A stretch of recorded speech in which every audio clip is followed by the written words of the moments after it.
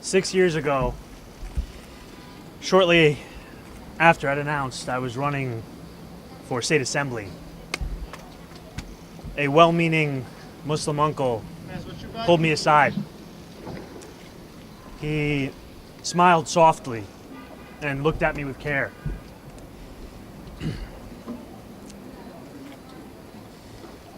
In a quiet voice, he told me I did not have to tell people I was Muslim.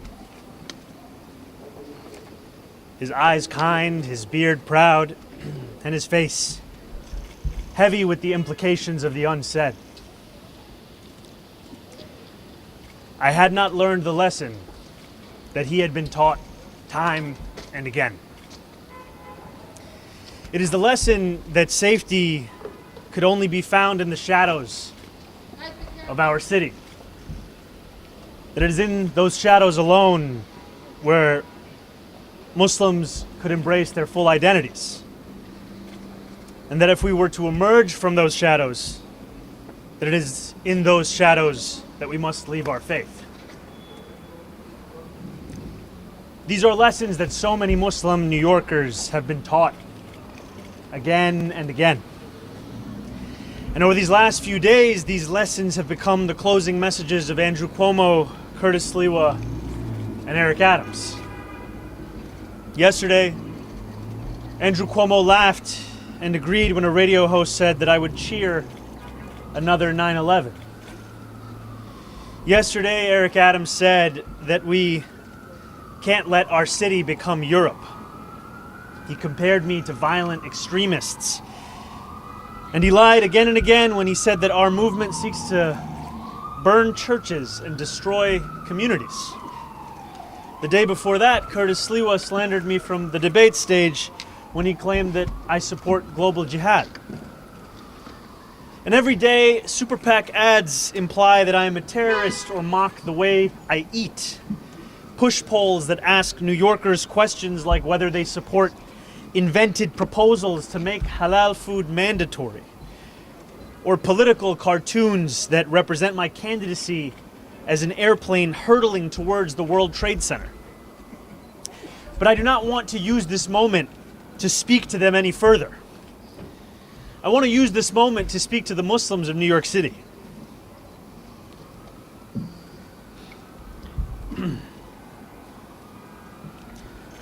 I want to speak to the memory of my aunt,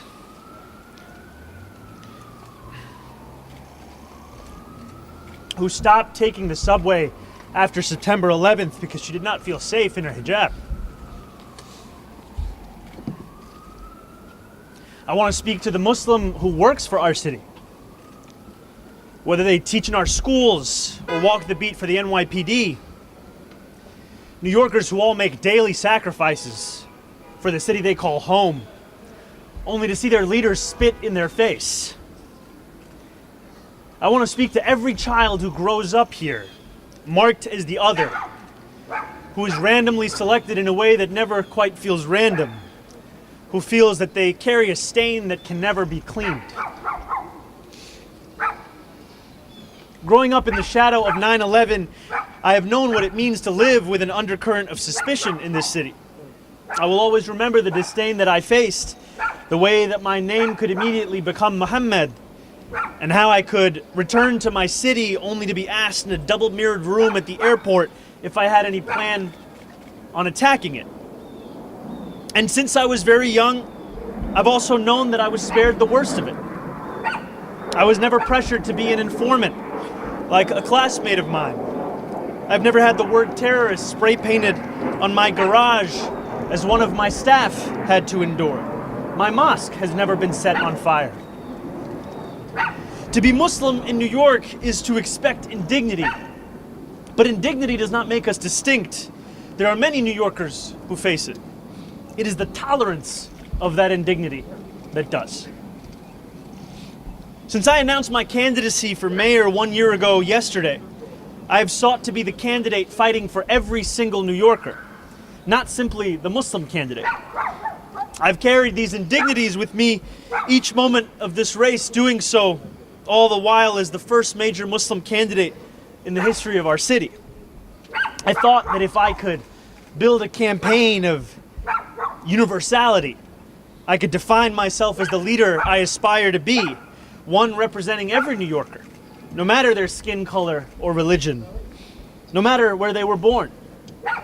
I thought that if I worked hard enough, it would allow me to be that leader.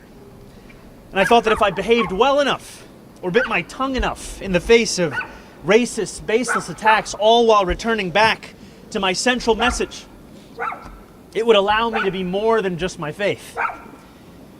I was wrong. No amount of redirection is ever enough. In doing this, I have told the wide-eyed young child in Jackson Heights or the first-time voter in Parkchester that they too should remain in the shadows. In many ways, I have become that same uncle who pulled me aside 6 years ago. No more. The dream of every Muslim is simply be treated the same as any other New Yorker. And yet for too long, we have been told to ask for less than that and to be satisfied with whatever little we receive. No more. For as long as we have lived, we have known that no matter what anyone says, there are still certain forms of hate that are acceptable in this city. Islamophobia is not seen as inexcusable. One can incite violence against our mosques and know that condemnation will never come. Elected officials in this city can sell t-shirts calling for my deportation without any fear of accountability. The consequences amidst this inaction are stark.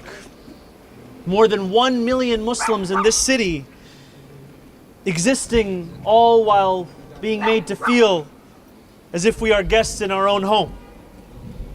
No more. We stand on the precipice of an election, but that is not what today is about.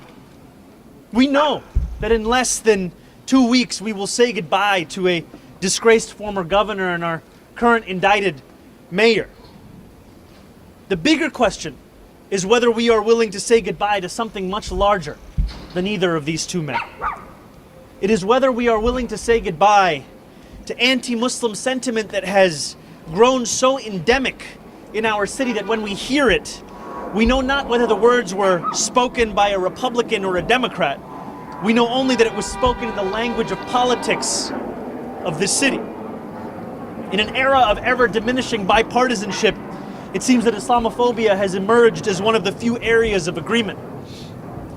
And while I appreciate all who have rushed to my defense over these past few days, I think of those Muslims in this city who do not have the luxury of being the Democratic nominee, who do not have the luxury of being deemed worthy of solidarity.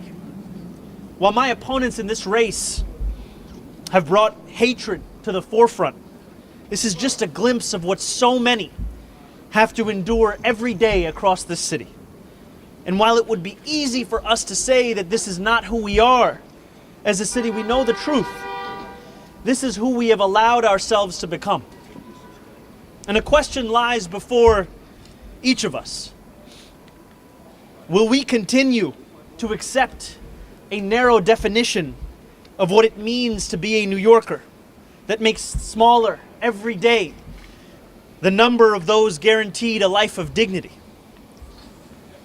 Will we remain in the shadows, or will we together step into the light? There are 12 days remaining until Election Day. I will be a Muslim man in New York City each of those 12 days and every day that follows after that. I will not change who I am, how I eat, or the faith that I am proud to call my own.